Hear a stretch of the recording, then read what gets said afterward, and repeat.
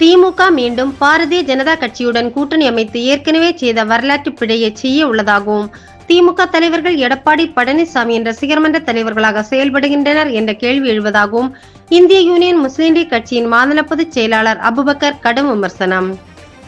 தென்காசி மாவட்டத்திற்கு இந்திய யூனியன் முஸ்லிம் லீக் கட்சியின் மாநில பொதுச் செயலாளர் முன்னாள் எம்எல்ஏ KMA முகமது அபுபக்கர் பல்வேறு நிகழ்ச்சிகளில் கலந்து கொள்வதற்காக வருகை தந்தார். இந்த நிலையில் தென்காசி தனியார் விடுதியில் வைத்து செய்தியாளர்களை சந்தித்தவர் கூறுகையில், தமிழ்நாட்டில் புதியதாக பொறுப்பேற்றுள்ள தமிழக வெற்றிக்கழக ஆட்சி செய்வதற்கு போதுமான கால அவகாசம் கொடுக்க வேண்டும். அந்த கால அவகாசத்தை கொடுக்காமல் எதிர்க்கட்சியாக இருக்கக்கூடிய திமுக அறிவுபூர்வமாக இல்லாமல் தரக்குறைவாக விமர்சனத்தை செய்து வருகிறது.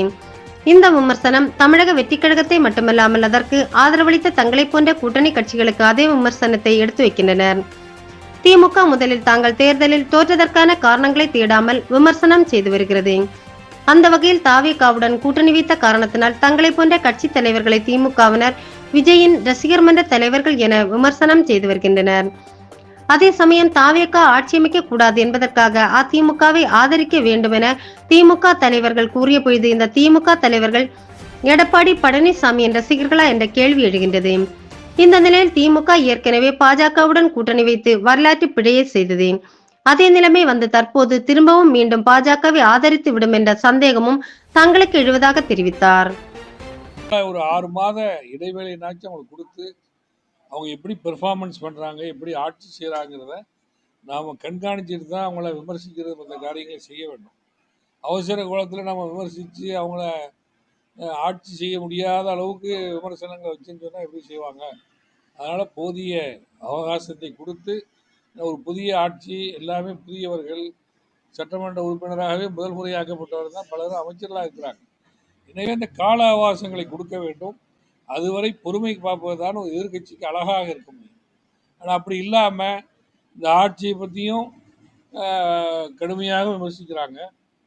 இந்த ஆட்சிக்கு துணை நிற்கக்கூடிய ஏற்கனவே திமுக கூட்டணியில் இடம்பெற்ற எங்களை போன்ற கட்சிகளையும் கடுமையாக விமர்சிப்பது என்பது திமுக இப்போ எதுக்கு அவங்க ஆய்வு நடத்துகிறாங்க?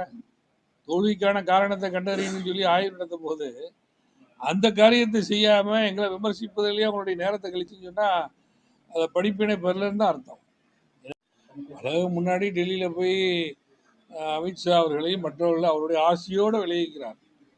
அவங்களுடைய ஆசி என்பது சிறுபான்மையினர்களுக்கு விரோதமாக தான் இருக்கும். அதனால் அண்ணாமலையினுடைய புது கட்சியிலலாம் சிறுபான்மையினருடைய வாக்குகள்லாம் தெரியாது.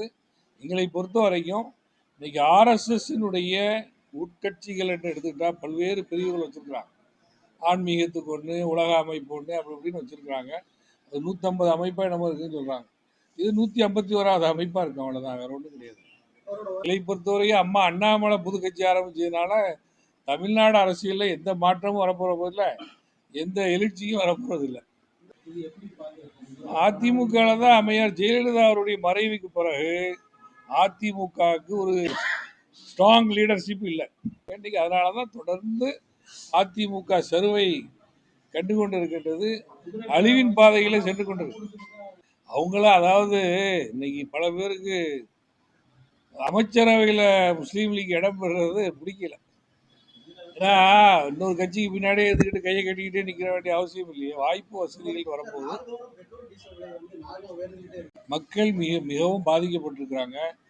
இதை கட்டுப்படுத்த ஒன்றிய பாஜக அரசு தவறிவிட்டது. எனவே போர்க்கால அடிப்படையில் விரைவாக ஒன்றிய அரசு பெட்ரோல் டீசல் விலையை கட்டுப்படுத்த வேண்டும். அப்போ தான் மக்கள் நிம்மதியாக வாழ முடியும். அதை நாங்கள் இந்திய யூனியன் முஸ்லீம் லீக் சார்பாக கடுமையாக வலியுறுத்துறோம். ஒருத்தர் ஆட்சி அமைச்சிட்டாரு, அறுதி பெரும்பான்மையான பலத்தோடு இன்னைக்கு ஆட்சி இருக்குது. 108 உறுப்பினர்கள் ஜெயிச்சிருக்கிறாங்க. அதுதான் இருக்கக்கூடிய கட்சிகள்லேயே அதிக எண்ணிக்கையோட கட்சி. அவங்கள ஆட்சி அமைப்பதற்கு துணை நிற்க வேண்டும். ஆனால் அது இல்லாமல் இந்த மாதிரி சோபா மாடல் ஆட்சி, இப்போ முஸ்லீம் லீக்கை பற்றியே தினமும் ஒரு விமர்சனம் செய்துட்டு இருக்கிறாங்க. நேற்று கூட திமுகனுடைய முன்னாள் மாநிலங்களவை உறுப்பினர் MM அப்துல்லா தரந்தாழ்ந்து விமர்சிச்சிருக்கிறார். சொல்லக்கூடிய தகவல் உண்மையாண்டா உண்மை இல்லை. அவர் எங்களுடைய தலைவர் பேராசிரியர் காதர் மீதின விஜய் ரசிகர் மன்ற தலைவர் ஆகிட்டாரான்னு சொல்றாரு. அப்ப நான் திரும்பி கேட்கவா? அதிமுக ஆட்சிக்கு திமுக அதனுடைய கூட்டணி கட்சிகள் உதவ வேண்டும் என்று சொன்னார்களா இல்லையா? அப்போ எப்போ திமுகனுடைய தலைவர்கள் எடப்பாடி பழனிசாமியினுடைய நற்பணி மன்றத்துக்கு தலைவரானாங்க.